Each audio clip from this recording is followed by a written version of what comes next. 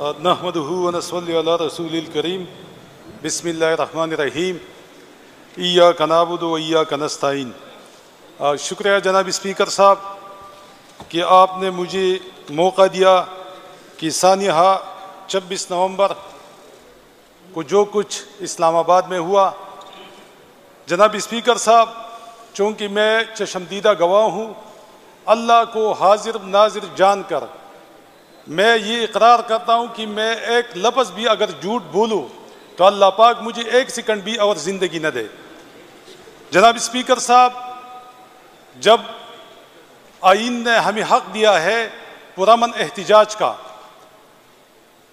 ہمارے لیڈر اور ہماری چیئرمین عمران خان صاحب نے ہمیں پرامن احتجاج کی کال دی، لیڈر آف دی ہاؤس علی امین صاحب نے ہمیں ہدایات دی کہ آپ لوگوں نے جانا ہے اور پرامن احتجاج کرنا ہے۔ اس زمرے میں ہم نے اپنے علاقوں میں کمپین چلائی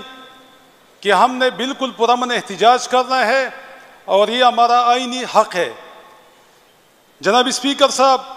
ہمیں پتہ نہیں تھا کہ جب ہم 26 نمبر چنگی پہ پہنچے جہاں سے اسلام آباد شروع ہوتا ہے، تو ہمیں یہ پتہ نہیں تھا کہ ہم اسلام آباد پہنچے ہیں۔ ہمیں ایسا لگا کہ ہم یزید آباد پہنچے ہیں۔ جناب اسپیکر صاحب، جب وہاں پہ ہمارے لوگوں اور ہمارے کارکنوں کے خلاف اندھادھند فائرنگ، اسٹریٹ فائرنگ اور آنسو گیس کی شل برسائی گئی، لیکن ہمارا احتجاج پرامن تھا، ہم آگے بڑھے۔ سی ایم صاحب کی قیادت میں ہم سب لوگ آگے بڑھے اور ہمیں کہہ دیا تھا کہ آپ لوگوں نے پرامن رہنا ہے اور ڈی چوک جا کے اپنا احتجاج ریکارڈ کروانا ہے۔ لیکن اسپیکر صاحب، یہاں بھی ہم سے بھول ہو گئی۔ جب ہم ڈی چوک پہنچے تو ہمیں لگا کہ ہم ڈی چوک نہیں، ہم ڈتھ چوک پہنچ چکے ہیں۔ یہاں پہ ہماری جتنی بھی کارکن ہے، پارٹی ہے، اس کی ڈیتھ کا انتظام ہو چکا ہے کہ ان کو ختم کرانا ہے۔ ہمیں بھی اطلاعات آ رہی تھی جناب اسپیکر صاحب کہ یہاں پہ 10 بجے آپریشن شروع ہوگا اور وہ آپریشن ہماری سیکیورٹی فورسز کی SSGs کمانڈوز کریں گے، اور ان کو اسپیشلی تربیلا سے 4 ہیلی کاپٹر کے ذریعے لایا گیا تھا۔ ان کے پاس جناب اسپیکر صاحب سنائپر، LMG اور اس طرح امریکن ویپنز، G3 اور ایک اور جو مارٹر گن اسے کہتے ہیں، جس میں بیک وقت 5000 گولیاں ہوتی ہیں اور وہ بیک وقت مسلسل 5000 گولیاں برساتی ہے۔ تو یہ جتنے بھی امریکن ویپنز تھے، یہ امریکہ نے گفٹ کیے تھے پاکستان سیکیورٹی فورسز کو کہ یہ جتنی بھی دہشت گرد ہے اور جہاں پاکستان میں دہشت گردی ہو رہے ہیں ان کے خلاف استعمال کرو۔ لیکن بہت افسوس سے کہنا پڑتا ہے جناب اسپیکر صاحب کہ وہ ویپن پاکستان تحریک انصاف کی کارکنوں کے خلاف استعمال ہوئی، اور یہ ڈکی چھپی بات نہیں ہے جناب اسپیکر صاحب، یہ آن دی ریکارڈ سب چیزیں ہے۔ میں جناب اسپیکر صاحب، میں نے کل آپ کو بتایا کہ 8:15 پہ میں عشاء کی نماز پڑھ رہا تھا اور میں خود امامت کر رہا تھا۔ فائرنگ شروع ہو گئی اور اس کے ساتھ آنسو گیس کی شل برسائی گئی۔ جناب اسپیکر صاحب، جب میں نے سلام پھیرا تو لوگوں نے شور مچایا کہ ایک نمازی کو گولی لگی ہے، اور اس نمازی کو جب میں دعا پڑھ رہا تھا تو اس نمازی کو اٹھا کر موٹر سائیکل پہ لے جایا گیا۔ میں نے پہلے حلف اٹھایا کہ میں جھوٹ نہیں بولوں گا، تو اس لیے میں یہ نہیں کہہ سکتا جناب اسپیکر صاحب کہ وہ بندہ شہید ہو چکا ہے یا ابھی تک ہاسپٹل میں زیر علاج ہے۔ لیکن میں نے چونکہ حلف لیا تھا کہ جھوٹ نہیں بولوں گا، تو جناب اسپیکر صاحب وہ منظر دیکھنے والا منظر تھا کہ جیسے ہم کسی دشمن ملک کی سرحد پار کر کے آئے ہیں۔ لیکن جناب اسپیکر صاحب، چونکہ میں نے آپ کو پہلے بتایا کہ ہم نہتی تھی، ہمارے پاس کوئی ہتھیار نہیں تھا، اس لیے جناب اسپیکر صاحب ہم اس طرح بھی یار و مددگار وہاں پہ کھڑے تھے اور ہمارے لوگوں کو گولیاں لگ رہی تھی اور ہمارے لوگ شہید بھی ہو رہے تھے اور زخمی بھی ہو رہی تھی۔ جناب اسپیکر صاحب، مزہ تو جنگ کا تب آتا ہے جب بندوق کا مقابلہ بندوق سے ہوتا ہے۔ جناب اسپیکر صاحب، جب بندوق کا مقابلہ بندوق سے ہوتا ہے تو پھر لاشیں گدوں پہ آتی ہے۔ جب بندوق کا مقابلہ بندوق سے ہوتا ہے جناب اسپیکر صاحب، تو پھر ہماری ہیرو کارگل میں کرنل شیر خان شہید، اس کو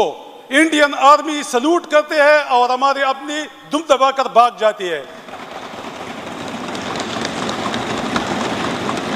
جناب اسپیکر صاحب، جب بندوق کا مقابلہ بندوق سے ہوتا ہے تو پھر بنگال میں 90,000 فوجیوں کی پتلونیں اتر جاتی ہے۔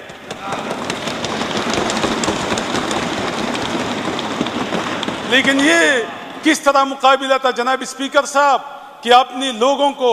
اور اس پارٹی کے لوگوں کو جو پاکستان کی سب سے بڑی پارٹی ہے، جو پاکستان کی سالمیت کی ذمہ دار پارٹی ہے، ضامن ہے، وہ پارٹی جس کا لیڈر جیل میں 1.5 سال سے پڑا ہوا ہے، ابھی بھی وہ درس دیتا ہے کہ آپ نے ڈنڈا بھی نہیں اٹھانا، ان لوگوں پہ گولیاں برسائی جاتی ہے اور وہ بغیر بندوق کے ہوتے ہیں۔ مجھے پتہ ہے یہ جو اپوزیشن والی بیٹی ہے یہ خود نہیں آئی،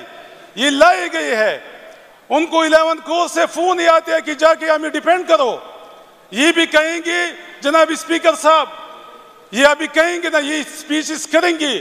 انسانیت کے خلاف یہ سپیچز کریں گی، کیونکہ ان کو ڈائریکشن ملی ہے۔ جناب اسپیکر صاحب، بہت افسوسناک بات ہے اور بہت افسوس کی بات ہے کہ سوشل میڈیا پہ لوگ لگے ہوئے ہیں کہ یہ باغ آئی ہے۔ جناب اسپیکر صاحب، میں ایک بات ان سے پوچھنا چاہتا ہوں،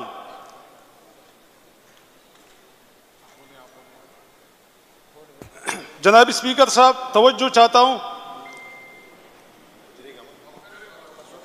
اچھا جناب اسپیکر صاحب،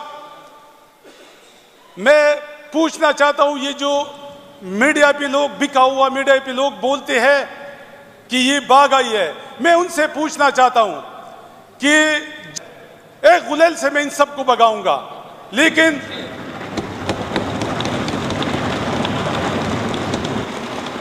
جناب اسپیکر صاحب، پختون ایک وفادار قوم ہے اور اس ملک سے اس کی محبت ہے اور اس ملک کی سلامتی کی ضامن ہے۔ جناب اسپیکر صاحب، تو انہوں نے جو پنگا لیا ہے یہ 6 کروڑ پختون قوم سے لیا ہوا ہے، اور پختون قوم کی 5000 سال کی آزادی کی تاریخ ہے، یہ آزاد قوم ہے۔ یہ جو سمجھتے ہیں نا اسٹیبلشمنٹ کہ ہم ان کو زیر کریں گے، تو 5000 سال ہماری آزادی کی تاریخ ہے اور انشاءاللہ ان کو 10,000 سال لگیں گے ہمیں غلام بنانے کے لیے۔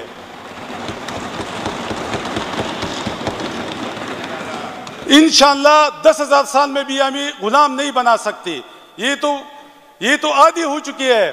کہ چلو ہمیں تو روس جیسی سپر پاور نے بھی زیر نہیں کیا پختون قوم کو،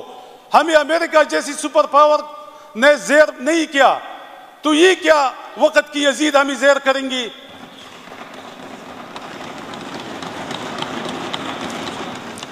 جناب اسپیکر صاحب، سی ایم صاحب آئے ہیں، ڈیٹیل سے وہ بات کریں گی، لیکن میں یہ چند گزارشات اس لیے کرنا چاہتا تھا کہ کسی بھی ملک جو اسلام کے نام پہ بنا ہو، جس کا نام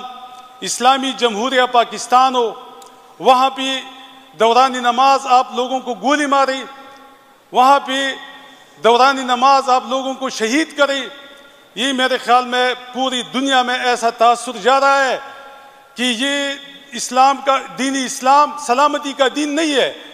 لیکن انشاءاللہ ہم ثابت کریں گے، اور جس طرح میرے بھائیوں نے بات کی کہ ہم کوشش ہم کریں گے، جدوجہد ہم کریں گے، انشاءاللہ جو پتہ ہے، جو کامیابی ہے، جو فیصلہ ہے وہ اللہ کے ہاتھ میں ہے۔ ہم صرف انشاءاللہ جدوجہد کریں گے، جس طرح ہمارا لیڈر کہتا ہے بار بار کہ ہم جدوجہد کریں گے، ہدایت اور فتح اور کامیابی اللہ کے ہاتھ میں ہے۔ تو انشاءاللہ اگر ایک دفعہ